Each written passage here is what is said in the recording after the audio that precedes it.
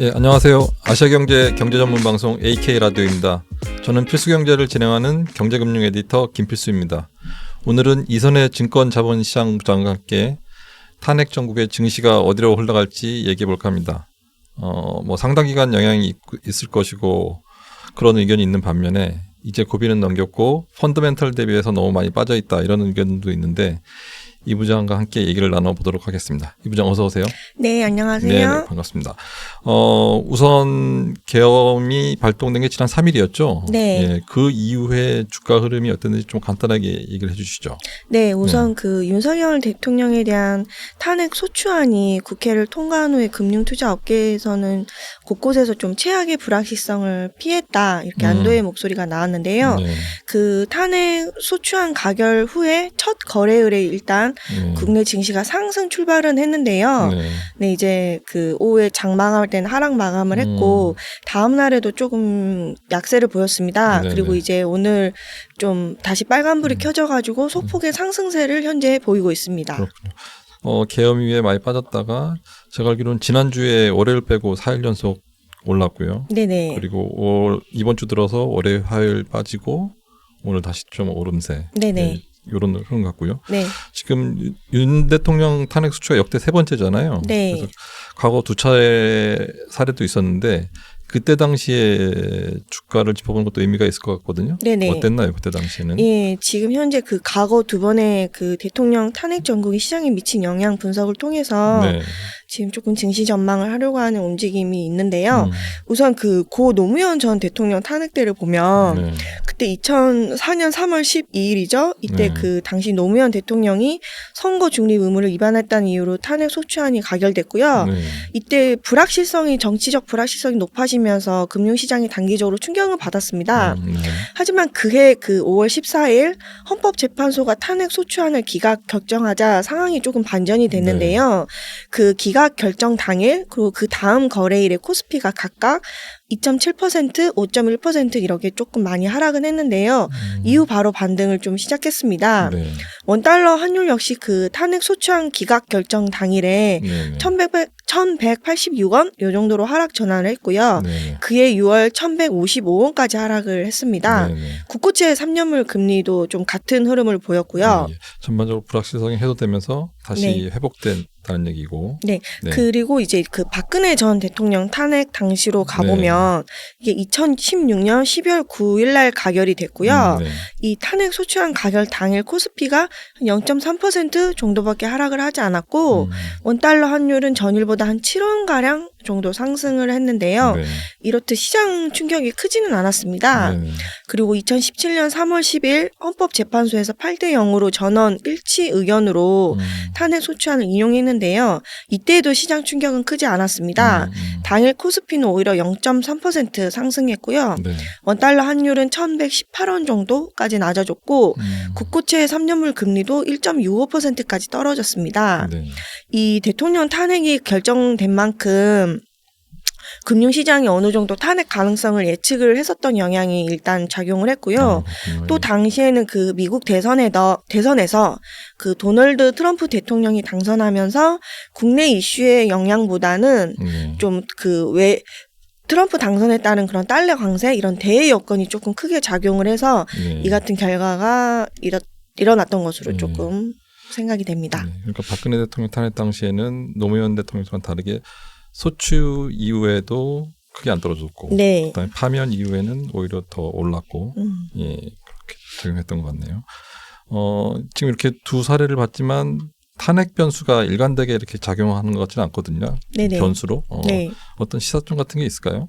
네, 그 두 탄핵 정국에서 나타났듯이 금융시장이 증시 펀더멘탈과 매크로에 의해서 좀 좌우되는 편이기 때문에 이 정치적 불확실성이 영향은 미쳐도 지속적이지는 않다.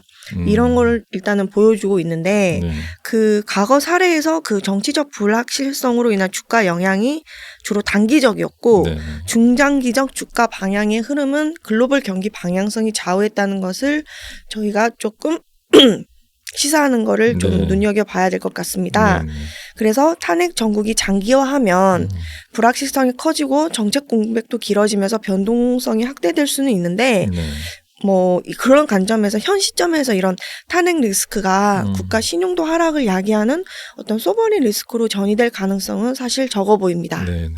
그렇죠. 뭐 S&P, 무디스, 피치 이런 3대 신용 평가사들이 다 신용 등급에 큰 영향이 없을 거다 이렇게 언급을 했기 때문에 네. 이렇게 보는 게 맞는 것 같고 네.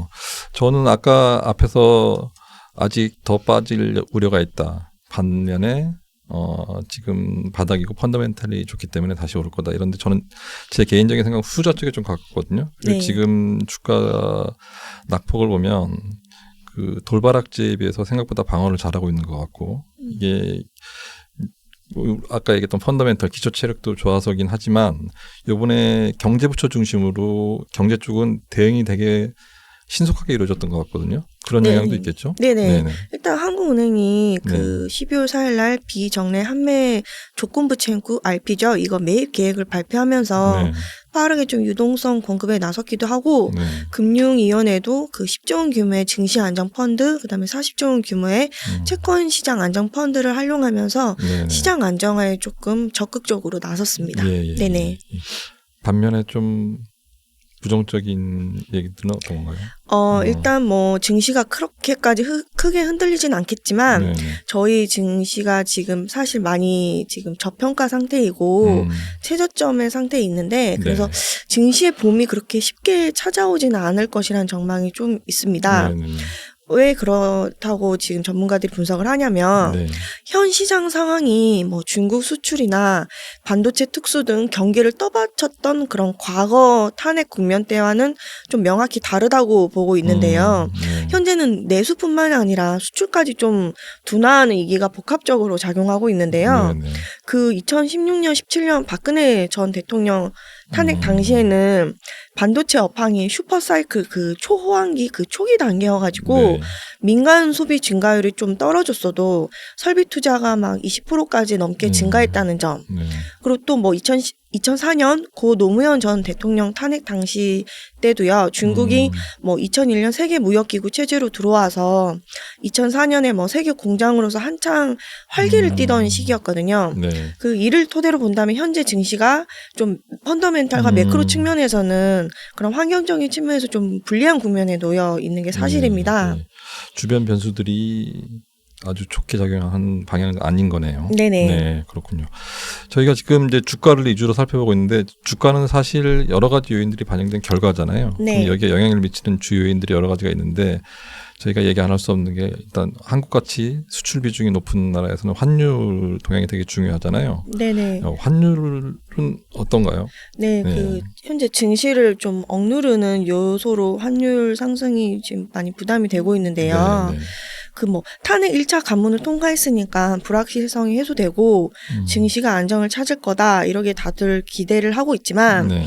이제 그 증시 반등세가 지금 이어져도 최근 그 원달러 환율 상승 압력이 높아지고 있다는 점이 좀 증시를 억누르고 있습니다. 네네. 또 반등세를 제어할 요인이 되고 있고요. 네. 그 원화 가치 하락세가 이어지면 환차손을 우려한 외국인들이 국내 증시에 이탈을 할 수밖에 없거든요. 그렇죠. 그래서 이런 이탈 움직임 또 그리고 계엄 사태 이후에 그 국가 신용 등급, 원달러 환율, 외국인 이탈 가능성이 다 부정적인 요소로 꼽히고 있었는데 특히 이 원달러 환율이 미국 금리 인하 속도에 따라 네. 좌우될 것으로 예상이 돼서 네. 또 외국인이 계속 주식시장에서 매도세를 유지하고 있다는 점에서 당분간은 계속 1,400원대에 머물다고 하면 네. 계속 증시에는 조금 악재로 억누르는 재료로 좀 살펴봐야 될 것 네. 같습니다. 예, 환율이 생각보다 움직이지 않고 있어요. 1,400원대에서. 네. 그래서 예전에는 지난주에 저희가 금융부랑 방송할 때도 얘기를 했었는데 1,400원대는 고착화가 된 것 같고 1,500원대까지 보는 사람도 있고 아주 안 좋게 보는 사람들은 1,800원까지도 얘기하는데 이제 그렇게까지 가진 않을 것 같지만 여하튼 고환율이 쉽게 떨어지지 않고 있어요. 네네. 그리고 이제 환율 외에 아까 저희가 대외 변수라고 얘기했던 네. 미국 금리 변수도 있고 네네. 그다음에 중국 경기 부양책 이것도 아직 뚜렷하게 효과를 안 내고 있는데 네네. 이런 해외 요인들은 어떤가요? 네, 지금 그 시장은 오히려 이런 해외 요인들 이런 거에 지금 집중을 하고 있는데 네. 지금 가장 중요한 게 중국 경기 부양책 세부 내용과 그다음에 네. FOMC 결과인데요. 지금 현지 시간 17일, 18일로 지금 예정이 된 그 페드의 그 연방 그 페드의 FOMC 정례회의 이건데요. 이거 아마 우리 시간으로는 내일 새벽일 거예요. 그렇죠? 네네. 현지 시각 17일, 18일이어서 그 월가에서는 지금 페드에서 좀 금리를 인하할 것 같다 이렇게 지금 보고 있는데요. 네. 당장은 탄핵 전국 영향력 금융이 지속되는데 과거 사례들처럼 시간이 점점 지나면서 글로벌 흐름에 따라 동조화되는 증시 흐름을 보일 텐데요. 그런 측면에서 그 우리나라 시간으로 19일 새벽 미국 FOMC 그다음에 일본은행 금정이 이건 19일 오전이고요. 그다음에 마이크론 실적 19일 아침 이런 이슈들을 좀 챙겨봐야 될 것 같습니다. 이런 지표들 이런 매크로 펀더멘털 이슈에 영향을 받으면서 그 움직임을 보면서 이제 주가가 회복을 하려고 할 텐데 그 트럼프 당선인의 정책이 구체화되고 올 4분기 기업 실적이 발표되고 그러면 이런 흐름들 매크로 지표들 다 확인한 후에 내년 한 1분기 정도에 주가가 조금 구체적인 방향성을 찾을 것으로 보고 있습니다. 네네.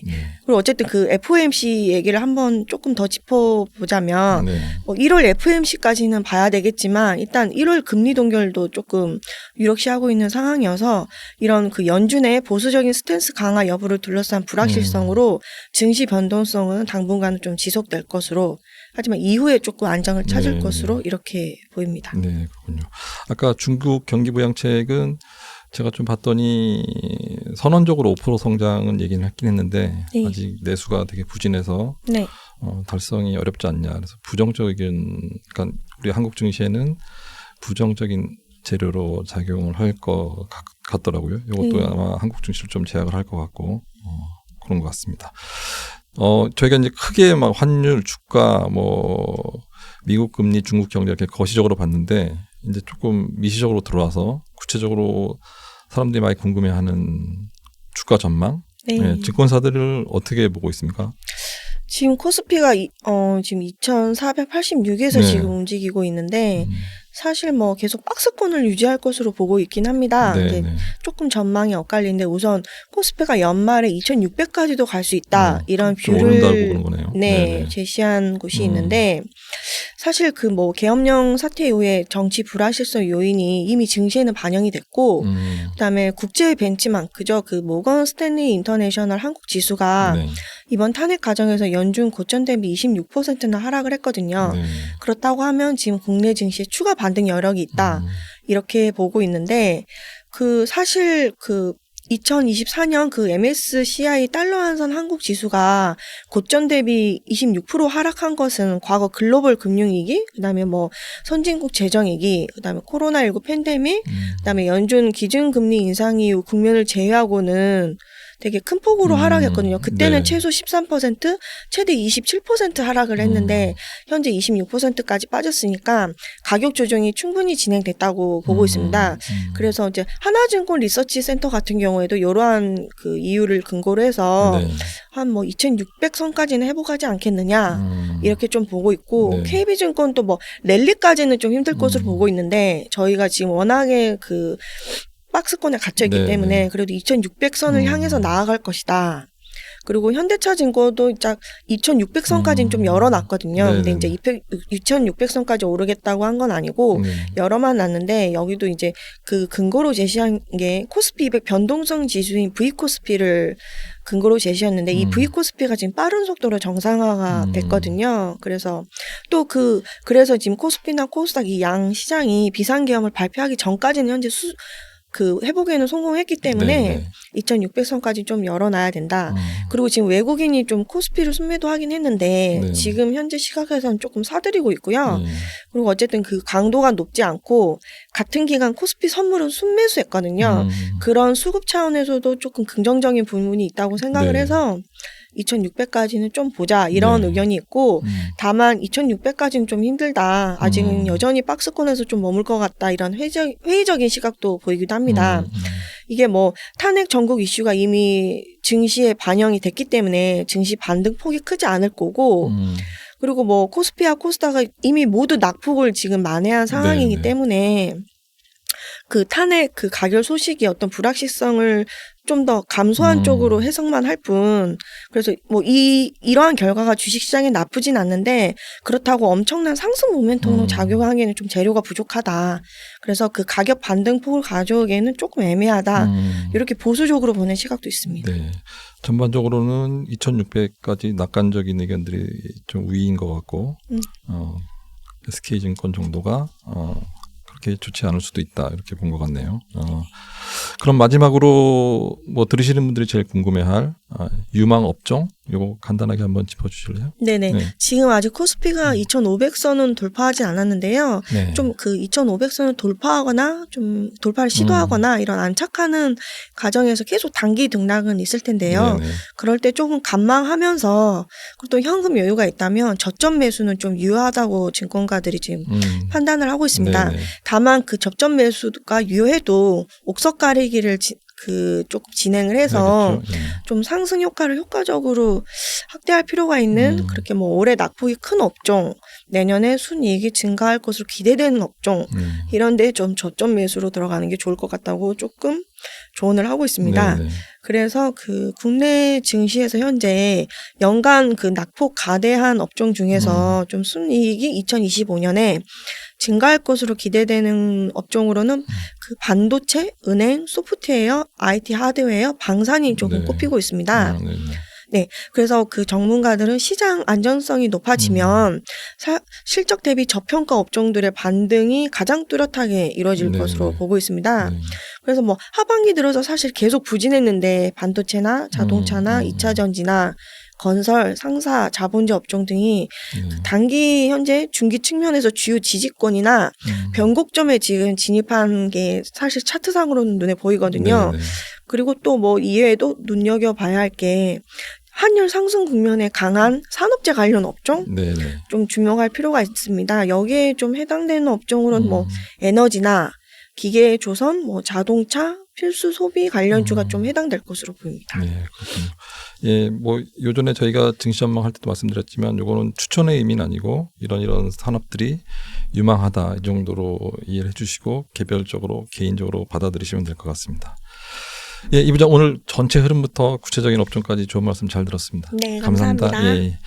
예, 시장이 전혀 예상하지 못한 돌발 변수에서 많이 흔들렸는데요. 앞서 말씀드렸듯이 제 개인적으로는 시장이 예상보다 잘 버티고 있다고 생각하거든요.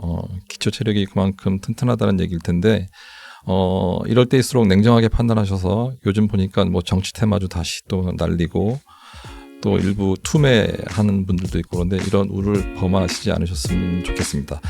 성투하시기 바라며 저는 다음 주에 또 뵙겠습니다. 감사합니다.